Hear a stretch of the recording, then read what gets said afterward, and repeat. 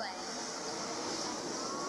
สบายดีเด้อจ้าสบายดีเด้อพี่น้องเด้อสบายดีประสิทธิ์ทุกคนเด้อเมื่อนี้กับพากันมาหลอกพี่น้องจ้าทราบใครก็มาเปิดบัญชี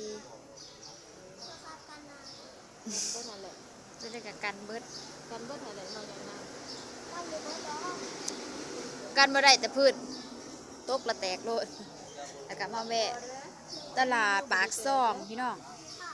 เรามาเที่ยวปากช่องกันไปทางไหน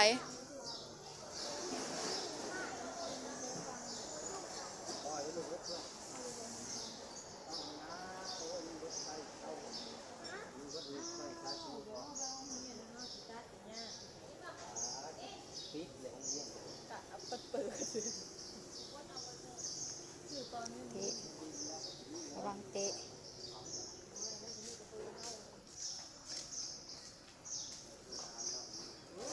เอ้าสเนลบะเมนถ่ายหูไว้กล้องวงจรเพิ่นก็มีได้โจรมาบ่สิว่าหาเคาะตัวชีพเด้อเจ้าเด้อโอ้ยแม่ต้องนั่นแล้วนึกเสียงนอนเลยนะปิวเลยผ้าที่นอนโอ้ตายยังก็ออนิวบ่ว่าแม่เขาเอิ้นอะไร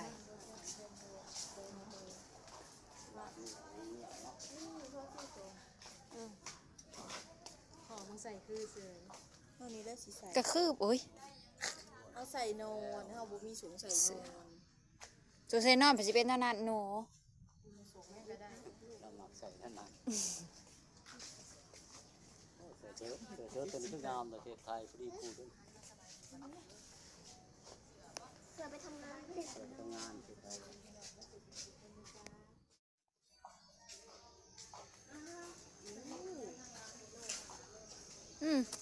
นั่นนี่ก็ไข่พ่อเลาะอยู่อับแห้งไงจับมาพี่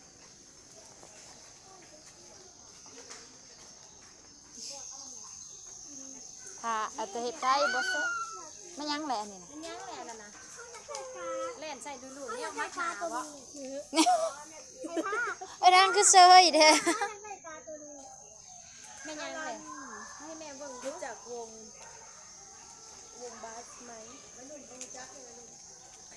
เห็นแต่แนวมักหนาแล้วเป็นทรงมากหนาเอาแหละใส่ยังนะมือกรุบมือกรุบหม้อมันเผ็ดข้าวหมูหมัน ใส่ปูบ่าวท้องกระไรยายเขาเอาอันนี้ป๊อดต้องหาพันเอาตัวนี้กินน้ำกันเดี๋ยวมากินน้ำกัน จังมันแซ่บบ่เคยกินกันยังอยากกินบ่มีเฮ็ดมีฮอนซ้ำตลาดนี่นะตลาดนี่แบบนี้ขนมมีแต่ขนมอันนี้เรามาพวกเรานั่งนี่ตลอดอันนี้นี่นะเฮามาซื้อมาแจกว่าหั่นได้ขนมเปาะเลยนะเขาได้ขนมเอาแล้วเอาข้าวจีหวานเอาข้าวจีหวานนั่นแหละซอยวัด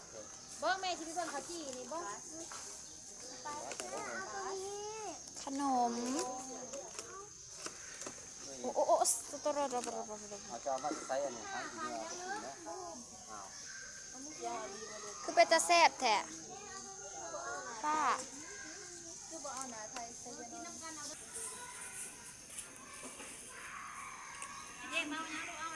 ย่าอยากยุปเตนะอยากกินอันนี้อยากกินอันนี้เนี่ยมันสมๆจักหน่อยเอาสมๆจักหน่อย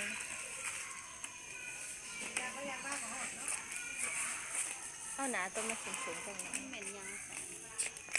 ไม่กระซิบ5,000บ่ใหญ่อย่าพึ่งแก้หลายอย่าพึ่งแก้โอ้ยไข่ซ่าไข่สื่อกันไม่ไผ่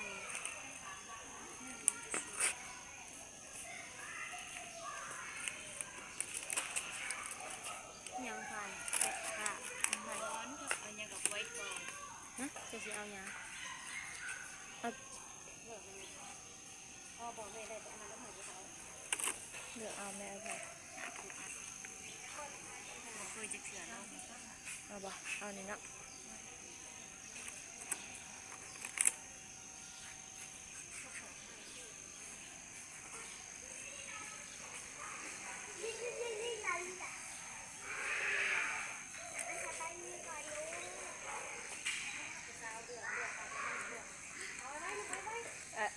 มากระจับอันนั้นก็เอาไปให้แม่ค้าเอาไปเอามาให้เอาอย่าง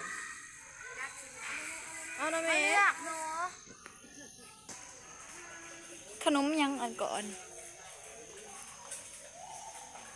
อุ้ยปลาเต้น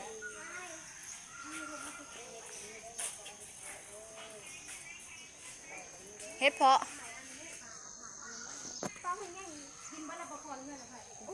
เบิดเลยได้เฮ็ดเพาะนะ โลเท่าไรปลาคอนะยายพอบ่ยายบ่น้อยทำได้จะมีบ่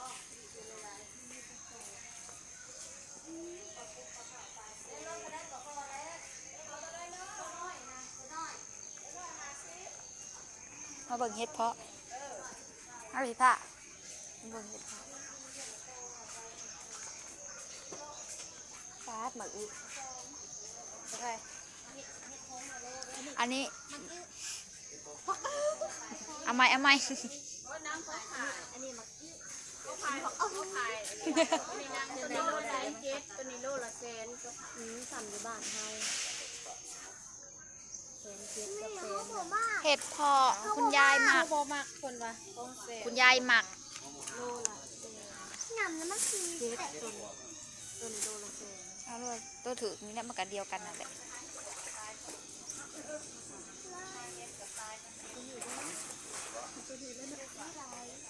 ว่ายายนะเราอยาก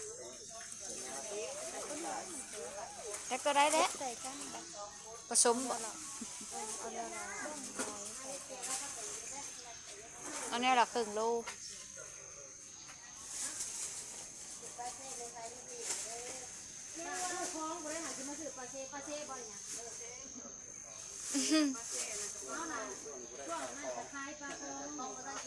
ปลาเซ่คือหลายแท้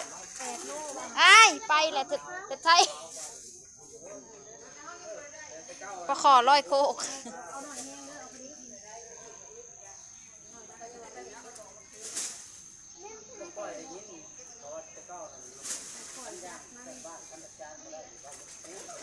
เอ้ยถ้ากูอยากเบิ่งดิ ไปเถอะที่เธอได้นะ พี่ว่าพี่ได้การ์ดตัวนี้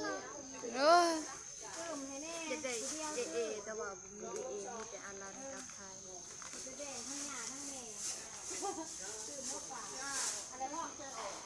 มาเที่ยวตลาดวันนี้เนี่ย เจ้า พอฝ้ายกับพ่อนังอุ้ยตายได้แล้วครึ่งโล ได้แล้วเอาครึ่งนึง เอ้า อย่าซ้ำแล้วบ่ได้กินตัวตื่มนั่น ก็สินุบเนาะมันเด้งอะเนาะ เอาที่แม่บ่ได้อยากให้กินแค่นั้นนะเอาใส่หาซิปบ่ ได้อะไร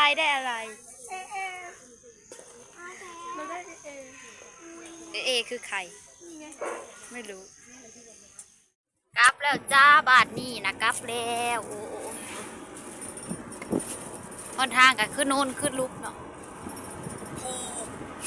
ขึ้นผู้ว่าวันนี้ติลงเลยไปโอ้ยอากาศบริสุทธิ์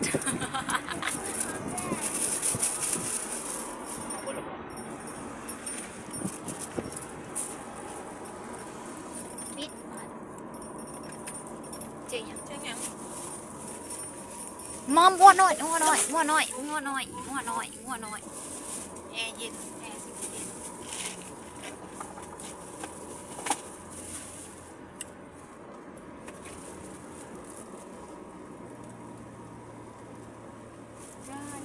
สองฟ้าพี่น้องไอ้กระทามือกระเจ้าเปิดพูแล้ว ใครจะได้ซื้อเอาแม่ทองใครก็ซื้ออยู่ห้างเนาะสมมติว่าอยู่ในห้าง50,000เอาขาย50,000สิเนาะแม่นเด้ คือเก่าแล้วมันเอาไปขายกับอะไรคือเก่าเพราะมันใส่บ่ได้มันต้องไปขายออกเพราะมันบ่ได้เป็นสินละบาทใช่หรอบ่แฟนพ่อใหญ่กับบุ้งเบี้ยว โอ้ ใส่เก่าบ้า